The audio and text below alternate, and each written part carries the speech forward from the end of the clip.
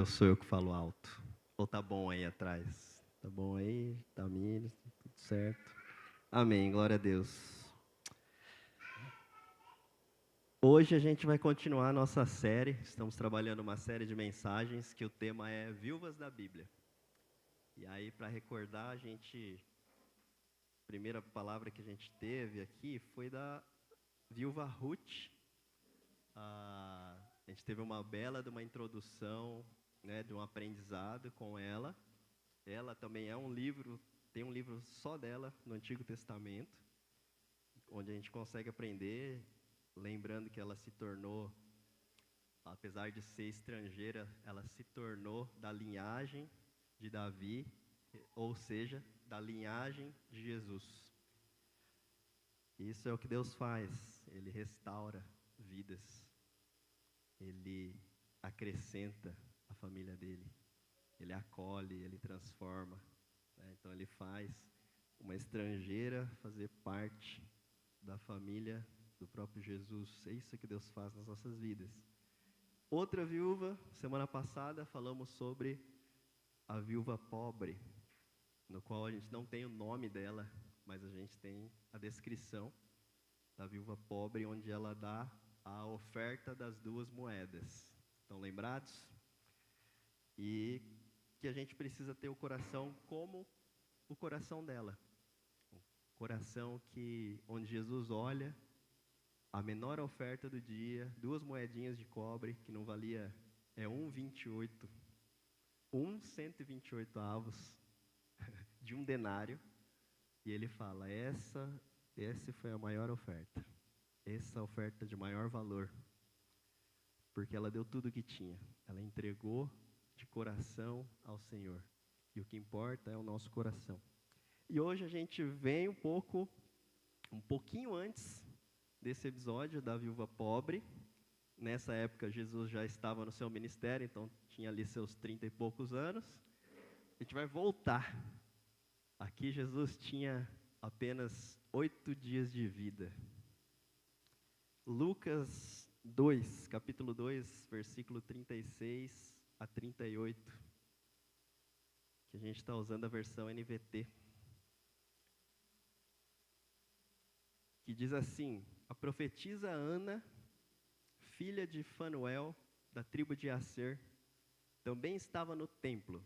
Era muito idosa e havia perdido o marido depois de 7 anos de casados, e vivia como viúva, vivido como viúva até os 84 anos. Nunca deixava o templo, adorando a Deus dia e noite, em jejum e oração. Chegou ali naquele momento e começou a louvar a Deus, falava a respeito da criança e a todos que esperavam a redenção de Jerusalém. Vamos orar? Senhor, obrigado, Deus, por esse tempo. Obrigado porque a gente pode separar esse tempo para vir à casa do Senhor e cultuar ao Senhor. Oferecer aqui a nossa gratidão, a nossa celebração, a nossa glorificação ao Senhor, entregando, Senhor, tudo aquilo que o Senhor tem feito nas nossas vidas, e te adorando e te louvando. Obrigado, Senhor, por esse tempo. E que nesse momento, Deus, nós queremos colocar o nosso coração diante do Senhor e pedir, Deus, que o Senhor traga, nesse momento, a Tua paz. Nesse momento, Deus, que tenhamos o coração aberto para ouvir aquilo que o Senhor quer falar. Por isso, Deus, fala aos nossos corações. Em nome de Jesus. Amém. Amém? Então, o momento que ela aparece na Bíblia, profetiza Ana, essa viúva, é exatamente no momento quando José e Maria vão a Jerusalém, vão lá para o templo para apresentar Jesus. Né? Recentemente nós tivemos aqui a apresentação do Ravi, né? Ravi, né? Então esse costume, né, não é de agora, tá bom, gente? A apresentação do bebê ao Senhor já era desde aquela época e continua como um bom costume. Pela lei judaica, né, aqui já é um pouco diferente, Mas, pela lei, o primeiro filho, se for menino, ele precisa ser consagrado ao Senhor. Tá? Então, é o primogênito, o primeiro filho homem. Ele será consagrado ao Senhor. E assim como funcionava, eles precisavam oferecer no templo o sacrifício de ou 2 rolinhas ou 2 pombinhas. E foi isso que José e Maria foi fazer quando levou Jesus para ser consagrado, apresentado ali no templo. Então Jesus, naquele momento, com poucos dias de vida, já tinha mais que 8 dias, porque é no 8º dia que se nomeia o filho e que os judeus fazem a circuncisão. Então, esperaram ali chegar na época da oferta, né? Da oferta pelo perdão dos pecados. E aí eles foram para Jerusalém, levaram o bebê para lá. E nesse momento, quando Jesus está lá no templo, ele recebe 2 profecias. A primeira profecia é de Simeão. Vocês conhecem ou já ouviram falar, né, da canção de Simeão? Quando Simeão, que era muito devoto a Deus, era um homem de Deus, ele estava lá no templo. E ele vai, cheio do Espírito Santo, ele profetiza, e tem uma música, né, que foi gerada dessa profecia, anunciando que aquele bebê era o Messias. Da mesma forma, naquele mesmo momento, quem estava lá? Ana. Não é a primeira Ana da Bíblia. No Velho Testamento nós temos Ana, a mãe do profeta Samuel. E aqui agora no Novo Testamento nós temos a profetisa Ana. Hoje a gente vai se atentar nela. E os 2 estavam cheios do Espírito Santo. Como a gente identifica isso? Os 2 aguardavam, eles tinham uma coisa em comum. Os 2 aguardavam ansiosamente a vinda do Salvador, do Messias, do Cristo de Deus. Para quem não sabe, Cristo significa Messias, o escolhido, o enviado, o Salvador, aquele que viria para salvar o povo.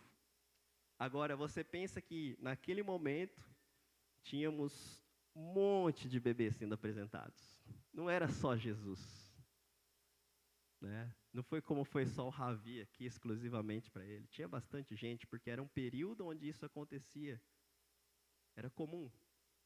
Mas no meio daquilo tudo, eles identificaram, Simeão e Ana, que aquele bebê, Jesus, lembrando que Jesus, lembra que foi o anjo que apareceu para Maria, que deu o nome? Eles identificaram, esse bebê aqui é o escolhido, é o enviado, é o Messias, é o nosso Salvador. Isso eles só poderiam fazer se eles estivessem cheios do Espírito, e com certeza estavam. Agora, quem era Ana? Quem era Ana? A gente tem ali poucos versículos, né, que nós lemos, poucos versículos que a Ana aparece. Mas quem ela era? Né? Aqui a gente tem uma apresentação da Bíblia. E a Bíblia faz questão de colocar alguns detalhes. E esses detalhes são importantes. Então, ela começa falando que ela era profetisa. Ou seja, Ana era profeta. Segundo ponto, filha de Fanuel. Terceiro, tribo de Aser. Aser era a oitava tribo, 8º filho de Jacó, 8ª tribo de Israel. E ela era idosa, 84 anos, com um detalhe importante, viúva. A Bíblia ela faz questão de colocar uns detalhes. Onde ela estava naquele momento? No templo. Poderia estar em qualquer outro lugar, mas ela estava no templo. O que ela fazia? Comumente, né, o que era comum para ela, como o pessoal conhecia ela, nunca deixava o templo, adorava a Deus dia e noite em jejum e oração. Então isso, sabe aquela pessoa? Nossa, aquela pessoa ali, ela está sempre, uma vida rotineira, né? Aquela pessoa sempre passa com o seu cachorrinho ali, às 6 da tarde, quando o sol está baixando. No caso dessa mulher, ela deixava o templo. Ela adorava o Senhor dia e noite, em jejum e oração. A Bíblia faz questão de falar que ela era uma viúva. É normal. Claro que muitas vezes a gente não vai chegar para se apresentar para alguém e falar: "Oh, prazer, meu nome é Marcelo, eu sou casado, tenho 2 filhos." Mas, quando você desenrola uma conversa, você vai perguntando. E você vai falando, a pessoa vai falar para você também: "Não, tenho um filho, tenho 2 filhos." Ou então, eu sou filho de tal. Simon, meu filho, quando vai apresentar: "Não, eu sou filho do Marcelo, sou filho da Rebeca." Quem são seus pais? Né? E aqui é da mesma forma. Mas existe um detalhamento do histórico dela. A Bíblia não fala só, ela era uma viúva. Ponto final. Né? Status social, acho que época de Orkut. Nossa, estou ficando velho, não devia ter falado isso. Ainda bem que os jovens não... Tamir está aqui. Enfim, né? Acho que no Facebook também tem, né? Você coloca lá o seu status social. Como você tá, tô namorando, sabe? Mas o detalhe aqui é que a Bíblia deixa claro que ela perdeu o marido após 7 anos de casado. E o que chama atenção? Foi cedo. Eu estou com 11 anos de casado já, e eu fico pensando, já pensou eu ficar viúvo com 7 anos de casado? E isso traz para nós algumas referências, tá? Na época, era de costume as mulheres casarem super novas. Novinhas, elas se casavam. Os homens não, se casavam mais tarde. Mais velhos, né? Ou seja, ela viveu praticamente a vida toda dela, com 84 anos agora, viúva. Tá? A maior parte, muito maior, talvez 2/3 da vida dela como viúva. E ela viveu uma vida dedicada a Deus. Né? Apesar de todas as dificuldades que o contexto daquela época trazia para uma viúva. Naquela época, as mulheres não estudavam. Não era comum. Hoje, graças a Deus, a gente tem acesso. Difícil você, hoje, né, a geração mais nova principalmente, todos são estudados, todos têm uma educação. Né? Muitos vão para a faculdade, muitos têm uma profissão que ganha bem, etc, etc. Né? Mas naquela época não era comum para as mulheres. Quem começava a ser instruído na palavra de Deus, Pentateuco, na Torá, eram os meninos, desde cedo. As mulheres não. Então a maioria das mulheres não sabiam nem ler e escrever. Esse detalhe a gente encontra no The Chosen, naquele seriado. Nem tudo ali é literal, lógico, mas ali mostra claramente que as mulheres, quando começam a seguir Jesus, serem discípulas de Jesus, coisa que a Bíblia não detalha, e provavelmente foi daquela forma, a primeira coisa que elas estão procurando fazer lá é o quê? Aprender a ler e escrever para poder estudar a palavra de Deus. E isso elas já velhas assim, adultas, né? Isso é uma verdade, era cultural naquela época. E não só na cultura judaica, todas as culturas, né? Então, isso é um detalhe importante. Ela não teve uma vida fácil. A partir do momento que você perdia o seu marido ali, você perdia o sustento da família. Entende? Como é complicado? Então, isso se agravava bem mais naquela época. Então, se sustentar já era muito difícil para ela. Apesar de que, né, quando o Leandro trouxe Ruth aqui para nós, ele deu um contexto, e esse é o contexto que nós estamos trabalhando. Desde o começo, Deus deixa claro: cuidem dos órfãos e das viúvas. Ponto final. Isso é desde a lei antiga, mandamentos, depois Jesus vem, traz, ele eleva a lei, mas essa lei continua a mesma. Cuidem dos órfãos e das viúvas. Responsabilidade nossa.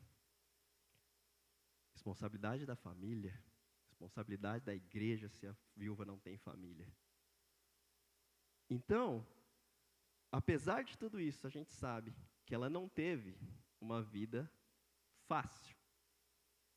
O fato de ter perdido o marido já é muito ruim. Sabe que um dos maiores traumas é a perda do cônjuge, sabia?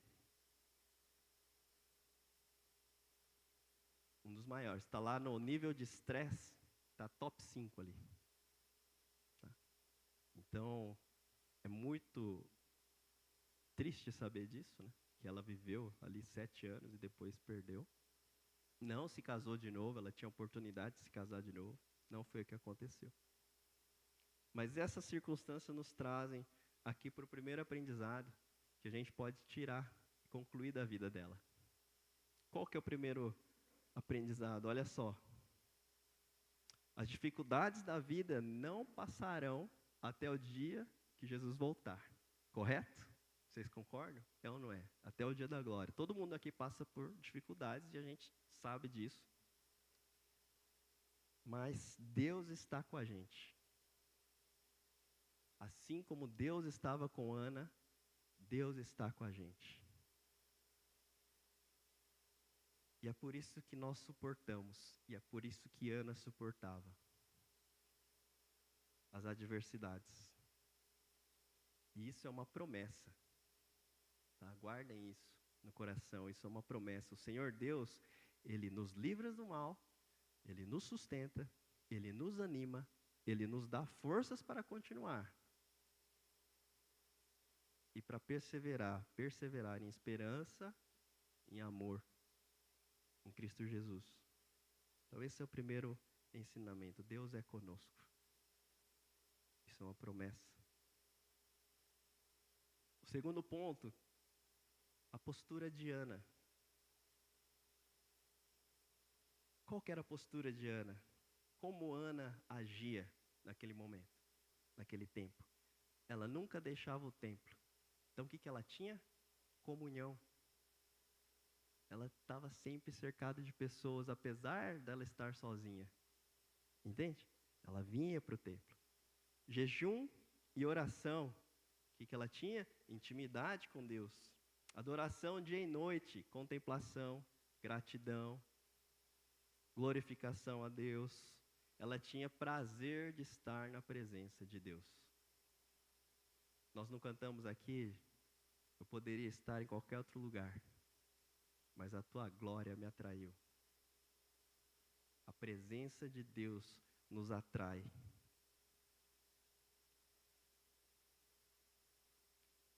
E a gente teve uma série, né, no começo do ano, com as disciplinas espirituais. Trabalhamos as várias disciplinas. E Ana é um exemplo de uma pessoa que pratica todas as disciplinas espirituais. A gente não falou sobre serviço, ela servia no templo. Falamos sobre comunhão, ela tinha comunhão. Falamos sobre jejum, ela jejuava. Falamos sobre oração, ela orava. Ela adorava, falamos sobre adoração também. E sabe o que mais que ela fazia? Que foi a nossa última disciplina que nós trabalhamos aqui. Ela pregava o evangelho. Ah, mas como que ela pregava o evangelho se Jesus tinha acabado de nascer? Né? O evangelho, nós vimos que o evangelho significa boas novas. Com a sua vida, Ana anunciava com esperança e com fé que o Salvador viria. Ela estava esperando a vinda de Jesus. Essa é a boa nova. Então, o segundo aprendizado é postura. Precisamos ter a postura como de Ana.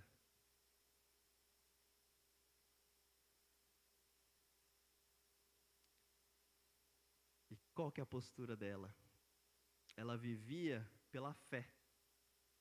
Percebe que ela aguardava o Messias? Ela não ia de qualquer jeito.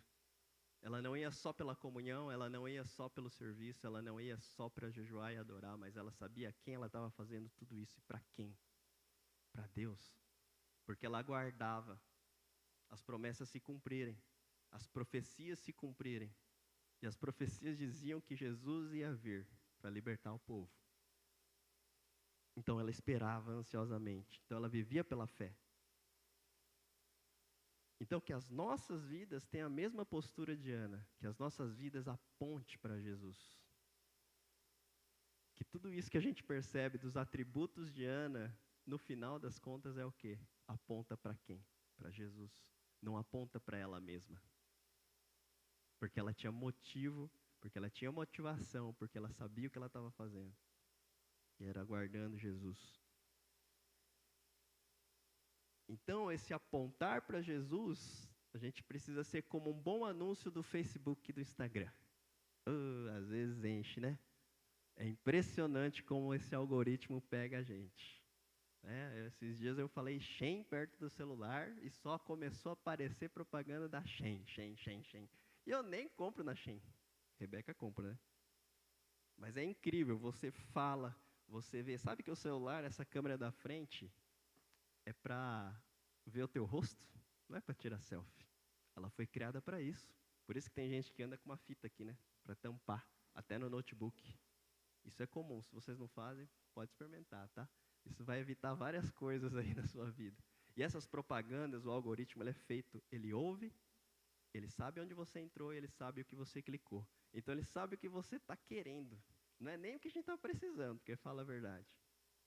Né? Fica aparecendo lá, raquete de tênis para comprar, bolinha de tênis para comprar, nem estou precisando dessas coisas, vai ficar aparecendo. Vara de pesca, molinete, coisa, né? As coisas que eu gosto, olha só. Aí você fala, como é que pode um negócio desse? Antigamente o propaganda era como? Ainda tem, né? Bem menos. Outdoor. Quando eu trabalhava com propaganda, a gente tinha lá o marketing 360 graus. Então a gente tinha que colocar a mesma propaganda em tudo quanto é tipo de visual. Como é que funciona? Outdoor, a pessoa vai acordar, ela vai olhar o jornal. Antigamente era assim, tá, gente? Não é da minha época, não. Jornal, essas coisas. Aí a pessoa olhava, tinha um anúncio ali no jornal. Panetone da Balduco. Estou dando exemplo, tá? Ela saía na rua, um outdoor, Panetone da Balduco. Aí ela ia para o trabalho, ia para o consultório médico, sentava uma revista Veja, o mesmo Panetone da Balduco. Oxi, como assim Panetone da Balduco? E vai, sem perceber inconscientemente, esse marketing 360 graus entrava em você. E no final, quando você chegava lá na gôndola do mercado, a primeira coisa que você fazia, o quê? Acho que eu quero esse panetone. Eu trabalhava na criação, e eu bem sei que a gente criava anúncio para quê? Para despertar em você o desejo de ir. A gente falava que era o call to action. A gente dava uma informação até você ir ter a ação. Vou comprar esse carro. O Facebook, o Instagram e tudo que tem na internet hoje funciona do mesmo jeito. Agora a mídia está mais barata, você gasta bem menos para fazer anúncios, e ele te persegue na sua tela. Então está muito mais fácil. E hoje em dia as pessoas andam como? Assim, né? Então, hoje em dia, quem vivia de outdoor, tem ainda, né? Você vê na estrada, porque na estrada não tem como você ficar olhando o celular, né?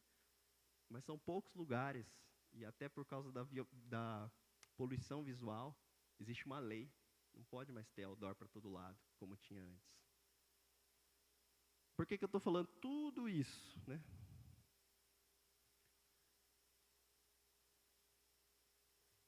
Porque funciona assim com a gente.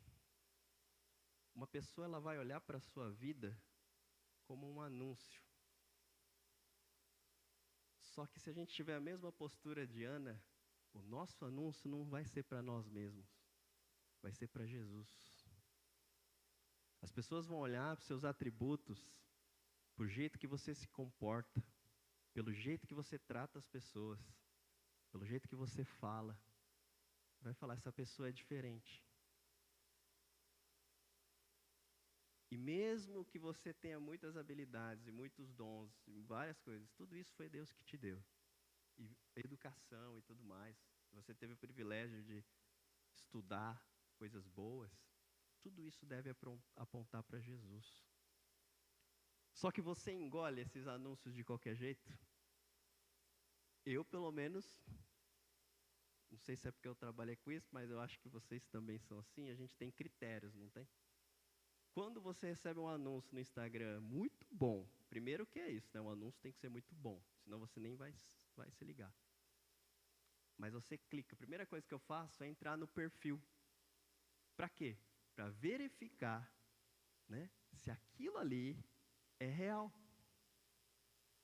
Entende? Temos corretores aqui. Eu não vou citar nomes. Aparece um anúncio de uma corretora lá. Primeira coisa que eu vou fazer é entrar no perfil para ver se ela é de verdade. Entende? Olha aqui, tem coisas postadas, tem pessoas comentando, tem gente, então é real. Outra coisa que a gente faz, a gente procura ver a avaliação. É ou não é? Avaliação. A gente procura ver, será que é 5 estrelas? Será que não é?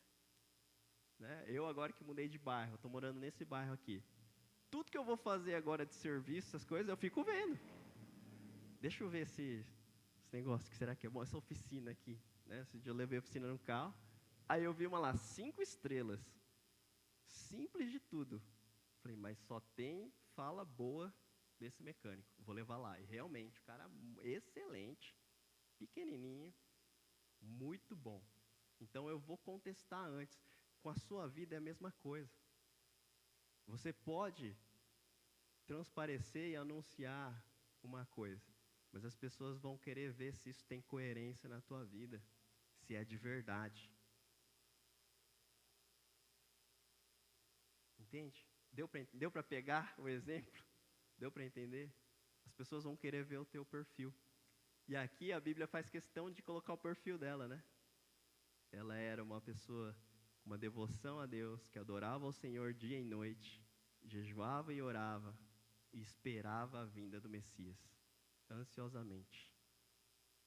Aí já está a ficha dela, né?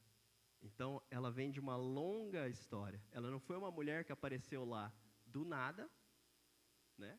Simeão também não apareceu lá de repente. Eles já estavam lá. Eles já estavam na casa do Senhor. Entende a diferença?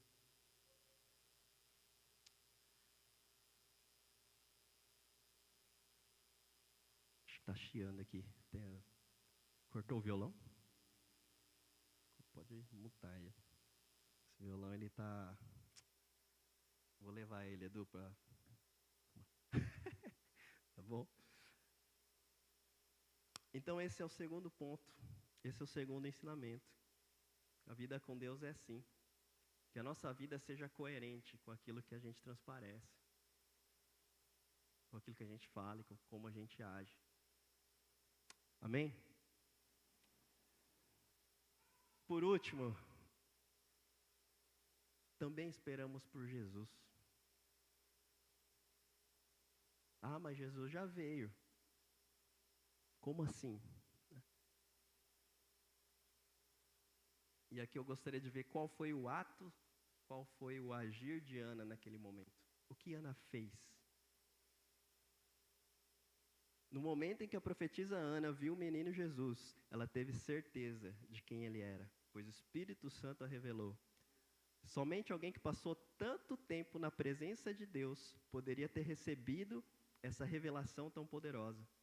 Não havia nada de extraordinário em Maria e José com seu bebê. É o que eu comentei. Imagina, você vê um casal ali, Maria e José com bebê, no meio de um monte de casais com bebê. Mas para quem orava, jejuava e aguardava ansiosamente por esse momento, aquilo foi único. É o que ela esperou a vida inteira. É o que ela tanto buscou. É o que ela clamava todos os dias. Manda o Messias. Porque o nosso povo está oprimido pelo pecado. A gente precisa de alguém para libertar. E ela orava e clamava ao Senhor dia e noite. E aí o que o texto diz? Chegou ali, naquele momento, começou a louvar a Deus. Ela viu que aquele era o Messias. E ela já começou a louvar a Deus. provavelmente já cantar. E aí ela começou a falar o quê? Falava a respeito da criança a todos que esperavam a redenção de Jerusalém. Muitos esperavam. E ela começa a anunciar: esse é o Messias, esse é o Filho de Deus, esse é o Salvador, esse é Jesus o Cristo, o enviado de Deus Pai. E Ele vai fazer uma obra que vai nos libertar de uma vez por todas. Que alegria. Simeão mesmo, né, já de idade avançada também, o que ele fala? Quando ele entrega a profecia, ele fala assim: agora já posso me despedir em paz. Pode me levar, Deus, já vi tudo. O Senhor cumpriu a profecia. Eles tinham convicção de que aquele Jesus, que aquele menino era o Salvador. Ela começa a profetizar, ela começa a louvar, começa a anunciar. E aí a gente tira o nosso terceiro aprendizado. Que a gente possa anunciar com amor, com alegria, com fé, com toda a certeza de quem Jesus é. E a gente tem essa certeza porque Jesus já cumpriu. Ele já fez. Ele cumpriu a obra. Ele morreu na cruz. E Ele é aquele que nos liberta do pecado, das amarras. É aquele que nos salva, nos coloca na vida eterna, nos reconecta de volta. Cura, nos ama. E aí sim entra na nossa semelhança com a Ana. A gente está esperando Jesus voltar. A gente está esperando que Ele volte. Essa é a nossa esperança. Jesus Cristo, Ele vai voltar para buscar a sua noiva, a igreja de Cristo. E Ele vai governar de uma vez por todas. Amém? Glória a Deus. Ana esperava a vinda do Messias. E ela esperou. Agindo como? Buscando ao Senhor. Orando ao Senhor. Clamando ao Senhor. Com toda a devoção, com toda a sua vida. Da mesma forma, a gente precisa esperar para a redenção final. Pela redenção final. Jesus Cristo está voltando. E que a gente possa amar a presença de Deus mais do que qualquer coisa. Qualquer outra coisa nas nossas vidas. Porque é na presença de Deus que tudo faz sentido. Você já se pegou num momento triste? Ou num momento difícil? Muitas vezes a gente se sente sozinho, muitas vezes a gente se sente, sabe, cansado. Mas quando a gente entra na presença do Senhor, quando a gente começa a orar, não estou conseguindo nem orar, abre a tua Bíblia, leia um salmo, começa a declarar aquele salmo. Não estou conseguindo nem fazer isso, fique em silêncio, só pense em Jesus. Pense como Ele é bom. Pense em como Ele te liberta, mesmo a gente sabendo que a gente é tão pecador e tão falho. Ele vem para te resgatar, porque Ele te ama. Começa a pensar. E quando a gente começa a glorificar o Senhor, e quando a gente começa a adorar o Senhor, e louvar o Senhor, e entregar as nossas vidas, e deixar nas mãos dEle, deixar no pé da cruz tudo aquilo que vai tragando as nossas forças, a presença dEle vem e transforma, e resolve. Ele faz sumir tudo? Não. Ele não vai fazer sumir as dificuldades, desaparecer. Mas Ele vai cuidar do teu coração. Você vai estar pisando na rocha. E quando as dificuldades vierem, a gente consegue atravessar com paz no coração. Porque a nossa esperança está nele, na eternidade, na segunda vinda. Esse é o nosso Rei dos Reis, nosso Salvador. Conclusão. Deus está conosco todos os dias, até a consumação dos séculos. Esse é o primeiro ponto. Deus está conosco. Segundo ponto, que tenhamos a mesma postura de Ana. Uma vida coerente, dedicada ao Senhor e que anuncia e que aponta para Jesus Cristo. Terceiro, possamos anunciar porque nos aguarda, porque nós aguardamos a volta de Jesus. Esse é o nosso papel aqui. Amém? Vamos orar? Senhor, coloca em nosso coração um coração como o de Ana, que busca ao Senhor, que clama ao Senhor, que vive uma vida íntegra diante do Senhor, diante das pessoas. Nós não somos perfeitos, Deus, mas nós temos o Senhor conosco. Obrigado, Senhor, porque o Senhor é Deus Emanuel, Deus conosco. E que o Teu Espírito Santo possa vir agir em nós, para que tenhamos o mesmo coração de Ana, o mesmo coração de Ruth, o mesmo coração da viúva pobre, Senhor. Que entrega e confia no Senhor com fé, com toda a gratidão, sabendo que o Senhor transforma, que o Senhor liberta. Liberta não de coisas físicas, Senhor, mas de algo muito mais importante. Nos liberta do pecado, da raiz do pecado. Nos ajuda, Senhor. E que nessa semana possamos refletir, pensar e lembrar de Ana, essa viúva que aparece na Bíblia, mas que é importante, porque o Senhor quis nos ensinar através da vida dela. Possamos assim ser um espelho, Senhor, da Tua glória. Possamos refletir a Tua glória. E que o Senhor nos use cada dia mais, Senhor, com esse coração e com a motivação correta, em nome de Jesus. Amém.